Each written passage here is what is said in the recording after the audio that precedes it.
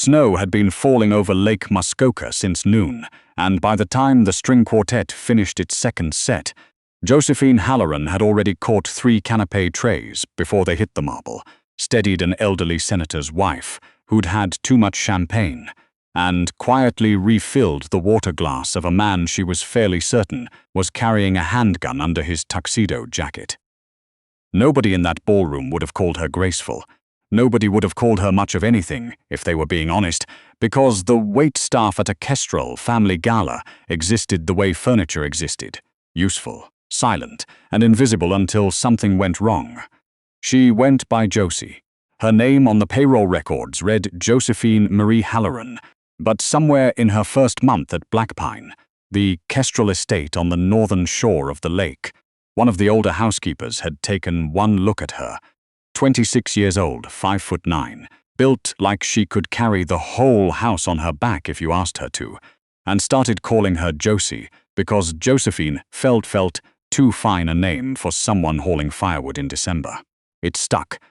Even Eleanor Kestrel, the only person in that house who ever looked at Josie like she was a person and not a piece of the furniture, called her Josie, and said it like it was something precious. Josie was not clumsy. People assumed she was, because she was big, 280 pounds on a frame that other women in that house would have called unfortunate, and Josie, on her better days, called strong. But the truth was, she moved through that estate with more precision than half the caterers 20 pounds lighter than her. She'd learned to carry 2 trays where other girls carried one. She'd learned which floorboard in the east hallway groaned and which door hinge needed oil, so it wouldn't announce her.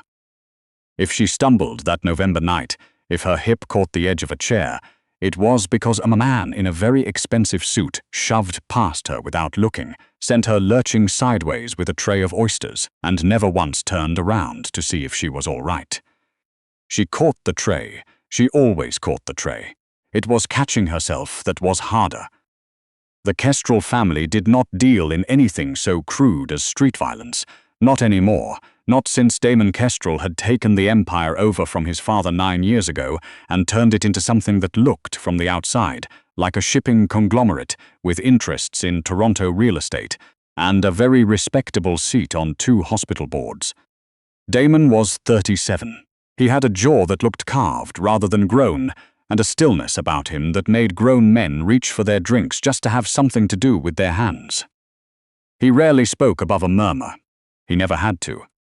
When Damon Kestrel walked into a room, the room adjusted itself around him, the way water finds its level. Josie had served him tea perhaps 40 times in the 2 years she'd worked at Blackpine, and in 40 times he had said maybe a dozen words to her, most of them thank you, which was, she'd been told by the other girls, more than he said to most of the family's own lawyers. The gala that November was not simply a gala. Josie understood that much, even before the first champagne cork popped, because Eleanor had told her. In one of the quiet moments Eleanor still had, before the fog rolled back in, that this was the night her son's fate would be decided. The Kestrel family was hosting the Resnick family, out of Montreal, and the marriage of alliance had already been arranged in every way but the ceremony. Damon Kestrel would marry Vanessa Resnick before the spring thaw, and 2 of the largest criminal enterprises on either side of the Ottawa River would become, officially, one bloodline. Vanessa Resnick arrived in white fox fur, and a temper that needed no fur at all to keep it warm. She was beautiful in the particular way that certain women are beautiful. Sharpened rather than softened by it, all cheekbone and calculation, and she made her opinion of the household staff known within the first 10 minutes when she looked Josie up and down in the front hall and said, loud enough for the coat check girl to hear, that she hoped the caterers weren't eating the profits.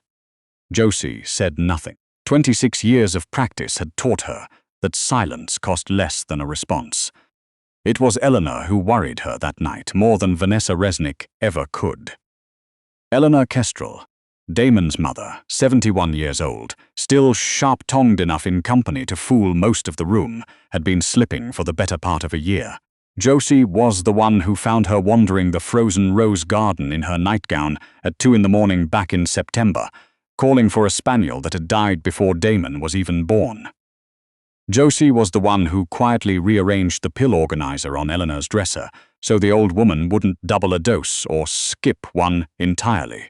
Josie never told anyone, not the housekeeper, not the family doctor, and certainly not Damon, because Eleanor had gripped her wrist one grey October afternoon, fear naked on her face for just a moment before the mask came back up, and asked her, "Please, not yet, not until I have to."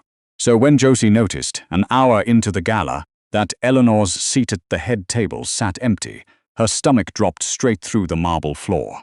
She set her tray down without excusing herself to anyone and moved through the ballroom the way she'd learned to move. Quick, quiet, unbothered by the eyes that slid past her. Checking the library first, then the music room, then finally following a thread of raised voices toward the conservatory at the far end of the east wing, where the good crystal was kept, and where, on quieter nights, Eleanor liked to sit among the ferns and pretend she couldn't hear the business being done down the hall. The voice that reached Josie through the half-open door was not Eleanor's. It was Vanessa's, pitched low and vicious in a way the ballroom crowd would never have recognized from the woman, laughing prettily over champagne 20 minutes earlier. "You think this house is going to stay yours once the ring's on my finger? You senile old woman, you don't even remember what year it is half the time. I've seen the way you look at people. Everyone's seen it. Once I'm Mrs. Kestrel, you're going somewhere quiet. Somewhere far, Damon wouldn't." Eleanor's voice cracked with a confusion that had nothing performed about it. "My son loves me. He would never let you. Your son is a businessman, and I am about to become the single greatest asset this family has ever acquired. Don't test me, old woman." Josie didn't remember deciding to move. She remembered the door under her palm, and the ferns, and Eleanor backed against the wrought iron plant stand with her hands trembling around a champagne flute, and Vanessa Resnick one step closer than any daughter-in-law had any right to be. Eleanor, flinching backward, caught the edge of a heavy stone urn and stumbled, and her arm flew out. Not to strike anyone, only to catch herself, and knock the drink clean out of Vanessa's hand. Red wine bloomed across the front of a gown that had probably cost more than Josie's father's truck. For one full second, the conservatory went dead silent. Then Vanessa's face did something Josie had never seen a human face do in real life, only in nightmares. It simply emptied of everything except rage. She raised her hand. On her middle finger sat an engagement gift already, a heavy antique bracelet studded with garnets that Damon's own grandmother had once worn.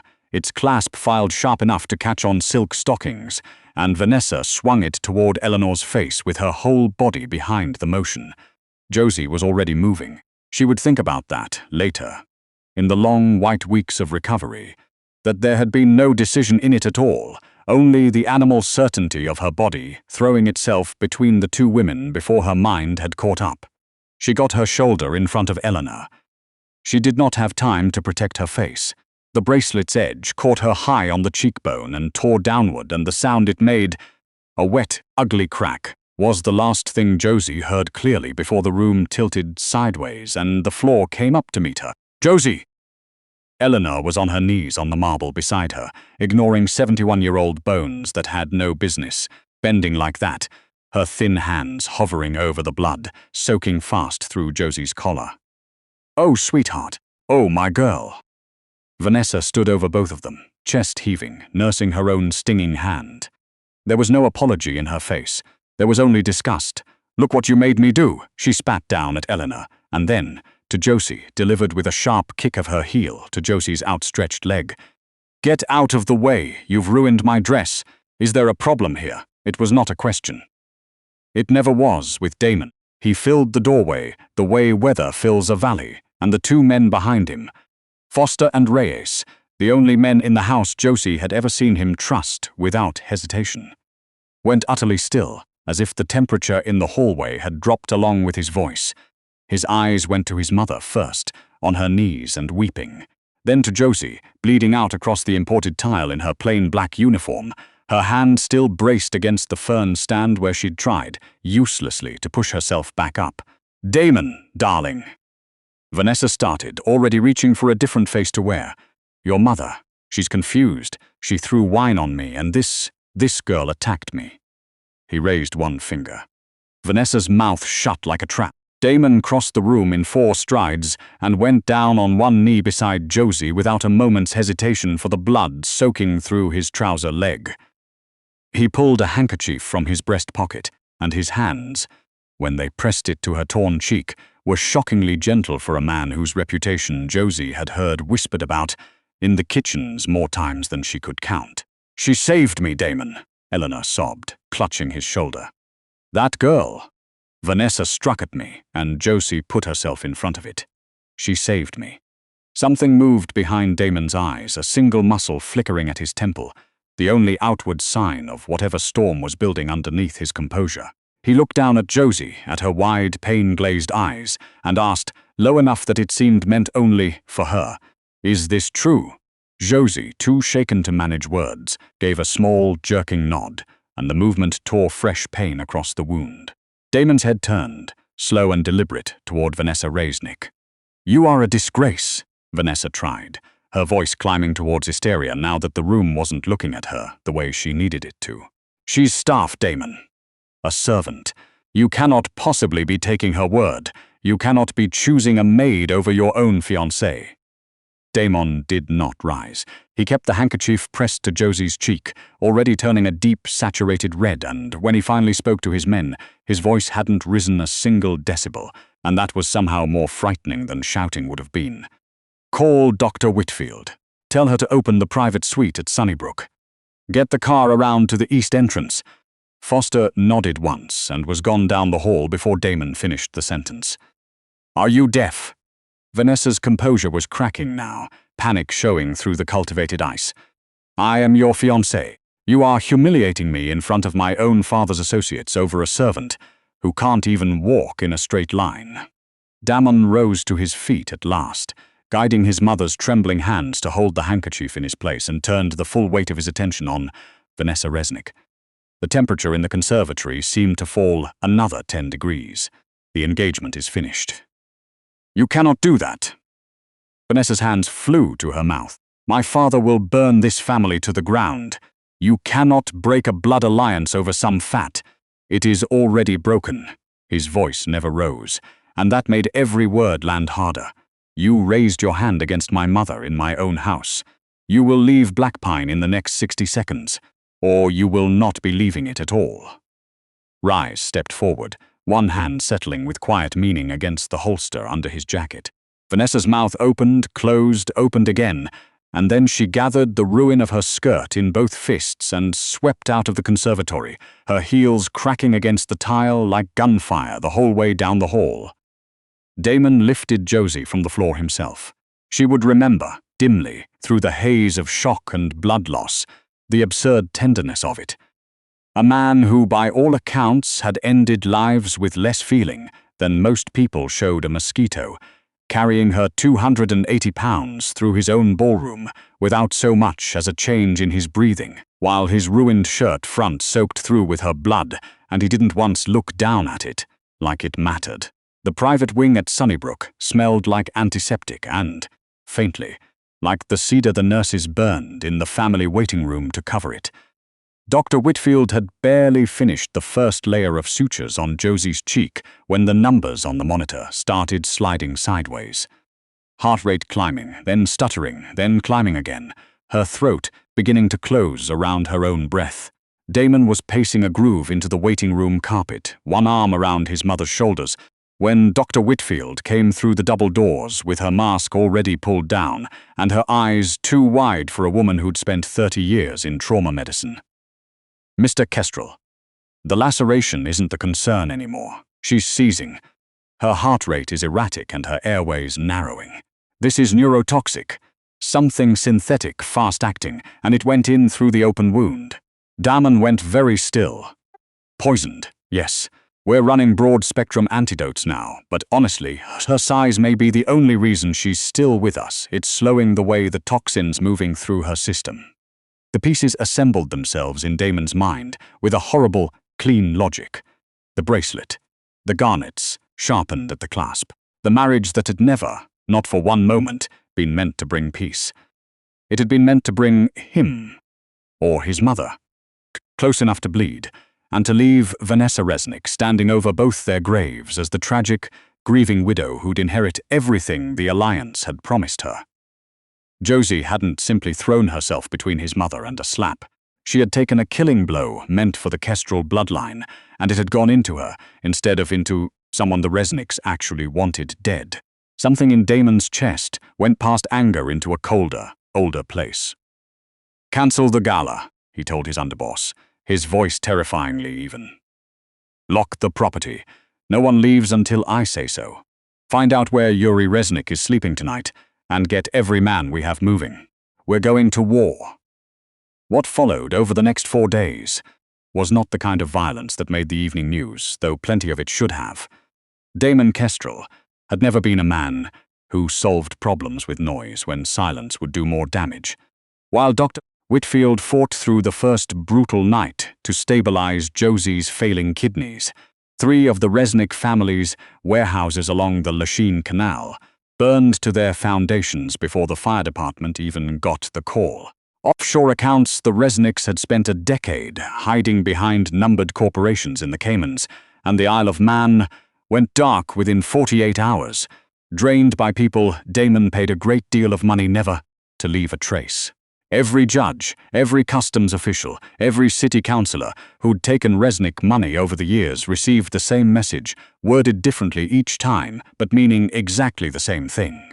Cut the tie now, or go down with it. Yuri Resnick, who had run half the Montreal underworld for 3 decades, and buried men for less insult than what his daughter had done to Eleanor Kestrel, found himself on the 5th night zip-tied to a folding chair in the frozen basement of a meatpacking plant he'd owned 2 days earlier and no longer did. Vanessa sat in the corner, still in the ruined white gown, shivering violently and weeping in a way that had stopped being performance sometime around hour 40. Damon came down the stairs in a fresh black suit, immaculate, not a trace of the blood he'd been covered in 5 nights before. "You broke the code, Yuri." He pulled a chair up across from the older man and sat, unhurried, like they had all the time in the world, which they did not. "You poisoned a weapon and pointed it at my mother, and your greatest mistake wasn't the poison. It was underestimating the woman who took the blow meant for her. She was stuff," Vanessa shrieked from the corner, teeth chattering. "A nobody. You destroyed everything my family built over some fat, stupid—" Damon didn't so much as turn his head toward her. His eyes stayed on Yuri. "That nobody has more loyalty in her little finger than your entire bloodline has ever managed. She took a strike meant to kill. She saved my mother's life. She very possibly saved mine." He rose, buttoning his jacket, and looked down at the man who'd tried to unmake his family from the inside. "I'll let you live, Yuri. You'll live on the streets your money used to buy. If you or your daughter ever come near my family again, I promise you, I will not be nearly this patient."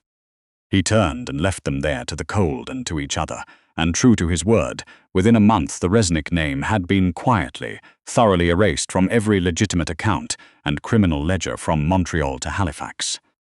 Not with a single gunshot, but with the kind of total, bloodless ruin that left a family with nothing left to even fight over.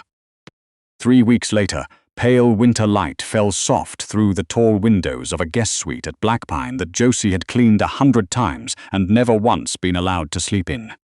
The room smelled like fresh-cut cedar and the lilies someone kept replacing every few days. Josie lay propped against a mountain of pillows, a thin white bandage running from cheekbone to jaw, still weak from 4 days on IV antidotes but undeniably gratefully. The door opened without a knock, and Damon came in carrying a tray himself. Tea, 2 slices of the lemon loaf the kitchen only ever made for family, and set it carefully across her lap before sitting on the edge of the bed, like it was the most natural thing in the world. "Mr. Kestrel, you really shouldn't be. I can get up. I can bring you. You're not getting up." He said it the same way he said to everything, quiet and absolute, but there was something new underneath it now. Something that hadn't been there in 2 years of 40 polite exchanges over tea trays. "And you haven't been staff since the moment you put yourself between my mother and that bracelet." Josie's eyes filled before she could stop them. I just didn't want her to get hurt. She's the only person in this whole house who ever looked at me like I was more than—" Her voice caught, like I mattered. Damon reached out and brushed a strand of hair back from her forehead, his hand rough and careful at once. "Everyone in this house is going to start looking at you that way, or they can find employment elsewhere. I've already spoken to your father's doctor. Whatever he needs, the treatments, the bills, all of it, it's handled, and it stays handled. You'll have your own rooms here for as long as you want them." "Why?" she whispered. "Why would you do all this?" He leaned in slowly, and when he answered, his voice had lost every trace of the cold that made grown men flinch in boardrooms, replaced by something Josie was fairly sure nobody outside this room had ever heard from him. "Because you're the first honest thing I've come across in this life in a very long time, Josephine Halloran. You didn't hesitate. You didn't calculate what it would cost you. You just moved." His mouth brushed, careful of the stitches, against her uninjured cheek. "You shielded my mother. In every way that matters, you saved this family. Let me spend the rest of my life shielding you back." Outside, the snow kept coming down soft and steady over Lake Muskoka, the way it had the night everything changed, and in the quiet of that room, the woman everyone had spent 2 years walking past without seeing finally understood what Eleanor had been trying to tell her all along, that the size of a heart was never something you could measure on a scale, and that hers, it turned out, had been large enough to save an empire.